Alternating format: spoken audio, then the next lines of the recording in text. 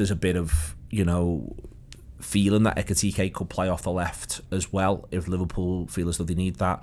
And you've got Salah on the right, and I think Salah on the right it's its own thing. I want to be clear about this. When I say that Liverpool gave him the money, I think Liverpool will want their money's worth. I think they see Salah and Salah sees himself as someone who starts. We've got coming up 4 league games, 2 Champions League games, and 1 Carabao game. I don't think Salah will be even on the bench for the Carabao game. I said, when I talked about Van Dijk at the back, it wouldn't be the worst thing in the world if Salah didn't go to Istanbul, but I don't think Salah thinks that, and I don't think that necessarily the manager does as well.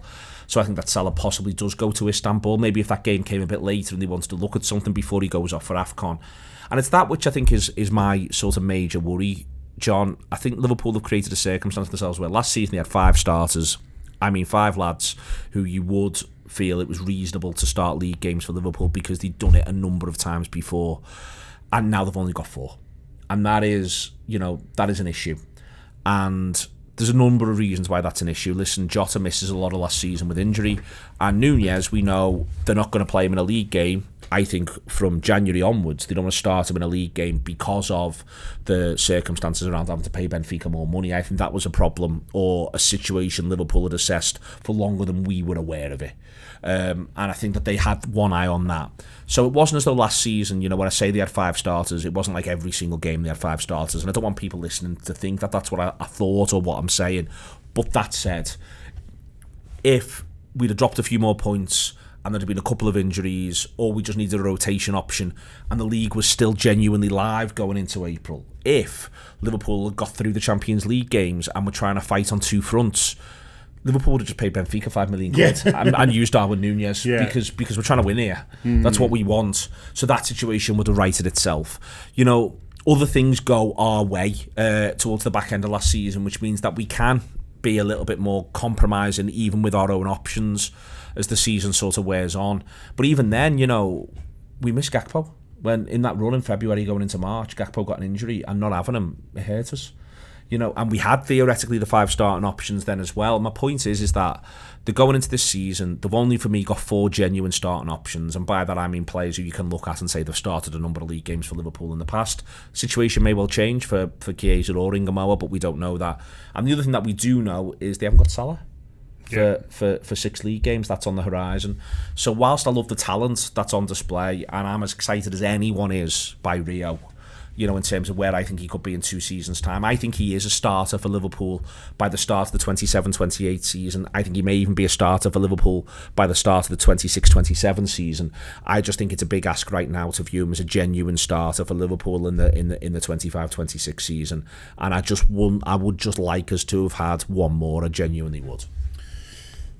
Do you think there's a chance of a formation change when Salah goes? Because that helps us out in terms of numbers. But there's other ways you can have a formation change. In there, when Salah plays, I don't think it's 4-2-3-1. I just don't think he's the focal point of the attack in that front 3. Maybe it'll be a little bit different than Isak's in, but I don't think it will be. Liverpool play, and I think Gakpo anyway. Gakpo's a forward. Gakpo makes these back post runs for headers. It's quintessential centre forward stuff. That's what I mean. So I think that you've got wide midfielders, you've got wingers, you've got attacking midfielders, and you've got forwards. And I think that when you think of Liverpool's classic front 3 of Salah, Firmino, and Mane, all three of them played number 9 for Liverpool. All 3 of them did. All 3 of them are comfortable as number 9s. And I think that Liverpool have played their best football, I think, with 3 forwards. And last season Liverpool had 5 forwards, and most games they picked 3 of them. And that's what they went with. And I love forwards. I think it's genuinely a bit of a genius as you have. The best Man United team, I always say it, was the one that was Rooney, Tevez and Ronaldo up front. Because all 3 of them were fucking number 9s. And they could play like number 9s, but all 3 of them were really good in wide areas.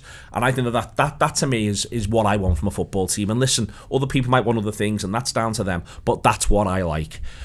That said, I think that, but a formation change could well be something that just does this, where Salah bobs off because he goes to AFCON.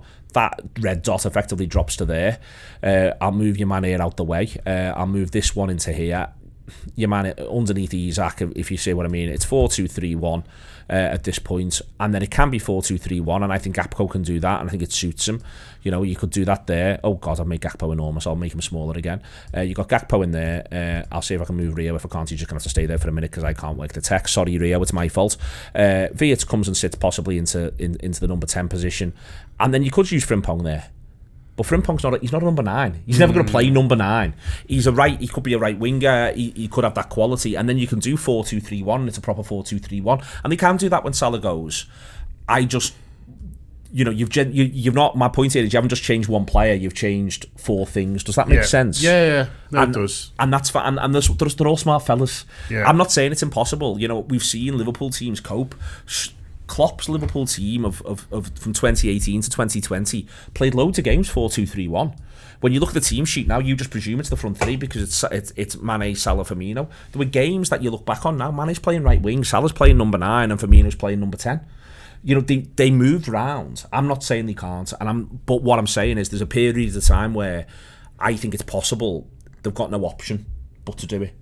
That's what we've given ourselves. There's no option but to do it when Salah goes. And we may well have decided for a variety of reasons, pathway for Ingamoa, what's available on the market, what we could or couldn't invest in. We might have decided this is the better way to do it. And they could be right and I could be wrong. I just like knowing you can pick a Liverpool team that's a proper 4-3-3. I hope you're enjoying this free show at the moment. Loads of excellent, exciting stuff on the Anfield app. If you want to be part of the whole thing, you can download the Anfield app and go from there. Or you can subscribe via the YouTube membership as well for video-only content and other bits and pieces. We love doing these shows. We love that you watch them. So come, be part of the journey with us.